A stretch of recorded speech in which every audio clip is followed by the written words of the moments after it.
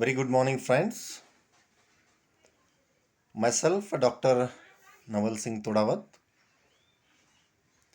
Assistant Professor, the subject Botany, from Moreshwar Arts, Science and Commerce College, Bokardan District, Jalna. Well, friends, we were studying the genetics and the Mendelisms, the law of Mendel's law of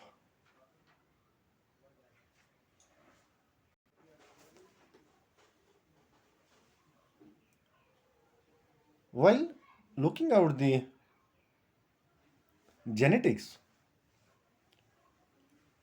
Well, we had discussed about the inheritance and the variations. What is the inheritance? Inheritance word state itself or it means transform of a character from one generation to the upcoming one. And how this character are transformed? This character are transformed with the help or with the mode of genes. These genes are found on the chromosomes at a specific locus. Well, when we talk about the dominant and recessive, when the character or the traits are dominant and they express in the generation, and the genes and the characters, genes possessing the specific character are not expressed, and in that term we state it as a recessive character. Well, genes are factors that controls the character or traits in the progeny or a generation. Well, we know the genes are made up of a DNA, and as I earlier spoke, that genes are found on chromosomes. Well, here you see the chromosomes and the band which are seen on the chromosomes on the upper part on the long arm. These are the long arm and short arm, and the middle part, that is the centromere, and the part which is located in a black shaded, that are the genes. So these genes are responsible for a characters. Now we explain the principle of dominant and the recessive character. Now, what factor is responsible for dominancy and what characters or what type of genes or alleles are responsible for the recessive characters or recessive trait? Well, friends, different form of a gene may have for a trait or its alleles. Now, what are alleles? Homologous, same pair of the chromosomes or the genes. When they are in a pair, then we called, or they are to be known as alleles. Different forms gene may have for a trait or its alleles. Each new organism inherits two alleles from its parents. Well, the new progeny holds or the characters which are transformed from the father and mother, there are two alleles. Now these two alleles, one from the egg of the mother and other from the sperm of the father. So one from the mother and another from the father, this combines the alleles. Well, while observing or experimenting on the pea plant, many inherit, pea plant may inherit two alleles for tall as well as two alleles for short term or one of each. What we see here, when we observe a tall plant of a pea plant, we see the two alleles of a tall and two alleles for a short stems or a short plant, or one of each from a father and the mother. Well, an organism traits are controlled by the alleles it inherits from its parents. Dominant allele is one whose trait always shows up in the organism when the allele is present. When we call it the dominant, when we see the expression, when we see the character phenotypically of that particular genes in the organisms, then we come to know or we conclude that such and such characters are to be dominant in a organisms. Well, talking on the recessive allele, recessive means hidden. These alleles or these genes are hidden whenever the dominant allele are present. When the dominant alleles are present, then such character or the genes of these factors are suppressed and they do not express, and that is why they are to be known or called as the recessive character or a trait. Now look out how a trait controlled by a recessive allele will only show up if the organism does not have the dominant allele. Well, when this recessive allele will going to be expressed, this trait control by a recessive allele will only show when the organism does not have a dominant allele. Now, when we see this condition, in which phase or in which generation we'll find out this condition. So, this is the trait controlled by recessive allele will only show up. This is the important one. Look out this. If the organism does not have the dominant allele. Well, this is the theory was proposed by the Mendel. He has proposed two alleles for each trait, means for a single character. For a single character, he found two alleles. Parent pass a factor, and what is that factor? That factor is a genes to their progeny that produce traits. That produce traits or character. Each character, two alleles are responsible for each character, or each character possesses two alleles. Now, what is heterozygous and what is homozygous?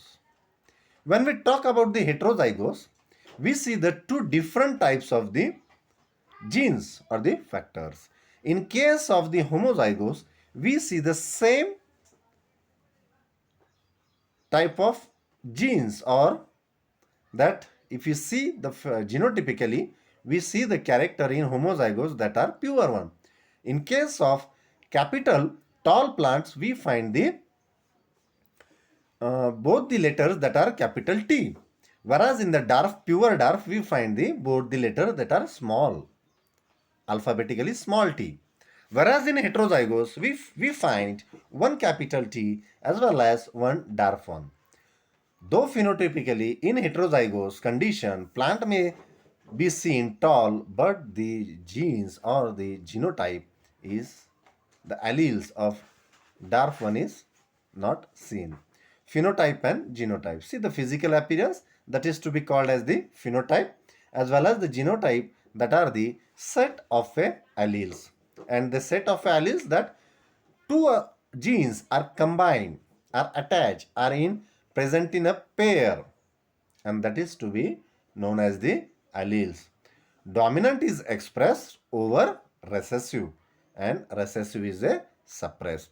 Look out at this diagram, this chart. While observing on this chart, you can see clearly the genes which are denoted by the brown color, or you can observe the factors, phenotypically factors and genotypically factors. Well, now I am going to show you that these are the genes which are present here. This has the capital T. For the tall character, look out, this one is the tall, that is their tall plant is a tall, but though this plant is tall, you find the two alleles for a single character, two alleles for a single character. Whereas when we look out for the pure dwarf, you find the smaller letter double T, that is the two alleles or two genes are responsible for the pure dwarf plant, that is the factors. Now when you go for this heterozygous condition, this is the homozygous condition. While in heterozygous condition, though the alleles are 2, 1 plus 1, 2, which is denoted with the capital T as well as the smaller t, phenotypically plant will be tall, as like the pure tall plant. Though the phenotypically plant will be tall, but what is the hybridization seen here? What is the condition seen here? That a capital T and smaller t is being observed. So this was the alleles and the appearance of the alleles. So one has to focus and please try to remember the alleles and the genes and the functions of the alleles, in what way they are expressed. First, one has to understand the genotype of the organism and the phenotype. Phenotype are the external appearance and genotype are the genes or the chromosomes or factors which are responsible for the characters. Also keep one thing in mind, that a character or a one character, two alleles are responsible to denote or to express a single character. Well, look out at this homologous chromosome. Well, we have discussion on the homologous chromosome as well as on the heterozygous chromosomes. These are the chromosomes. Well, we know the structure of the chromosomes. There is a long arm, short arm, which is connected with the centromere. And now you can observe the genes at a same locus. Okay, when we call them the homologous chromosomes, we find the genes are located, are lying on the same location. Look out at the left one chromosomes, you find the blue allele, whereas in the right one chromosomes you find the brown allele. So these two alleles, one of the brown and then the another one is the blue. Genes are located at the same location. When the genes for a character, for a trait, when they are located on a same location on the chromosomes, then at such a condition we call them as a homologous chromosomes. Well, we move towards the Mendel law of segregation. This was the terms and the what we can say, the Mendelisms, how the Mendelisms and the laws was proposed and what the things were studied by the Mendel. This we have been repeated. Well, friends, see the law of segregation, which was postulated by the Mendel. What this law says, separation of alleles in the formation of gamete in the sex cells. Well, friends, segregation means separation. Now what happens here? Separation of alleles takes place in the formation of gametes. Now look at, I will read out it. Mendel found that there were three principles of the inheritance, that the transmission of character resulting from the study of pea plants, and he studied the 7 characters. Well, we have many times repeated the characters. In so doing, he found that the character of the parents' generation do not blend in those of their offspring. What does it mean? The character of the parent generation do not blend in those of their offspring. Rather, one gene for each character is segregated from other genes or for other characters. What the law state here? See, one gene for each character is segregated. As we know that two alleles are responsible for the one character, but one gene for each character which is separated from the other genes for the other character, for the other traits, for the other appearance. And thus, separation of alleles in the formation of gametes takes place. So this is the law of segregation. Well, we move towards the second law, and that is the law of independent assortment. What this law says, differing traits are. These are the differing traits. In this law, in the independent assortment, inherited independently of each other, genes on separate chromosomes. What happens here? Genes are on separate chromosomes. For example, when a pea plant flower is violet or when the flower is white is separated from smooth or wrinkled peas. In other words, I say white flowering plant can yield either a wrinkled or a smooth pea. So can a violet flowering plant? So flower color is independent from smoothness of peas. So the assortment in the Punnett squares are another example of these laws. Friends, today we have seen the Mendel's characters and inheritance, variations, well, the law of segregation, and in detail we will be learning the law of independent assortment and the law of dominance. But for today's, please look out at these slides, try to remember, read out, and the rest of the part of our Mendelism will be going to study in our next video. Till then, thank you.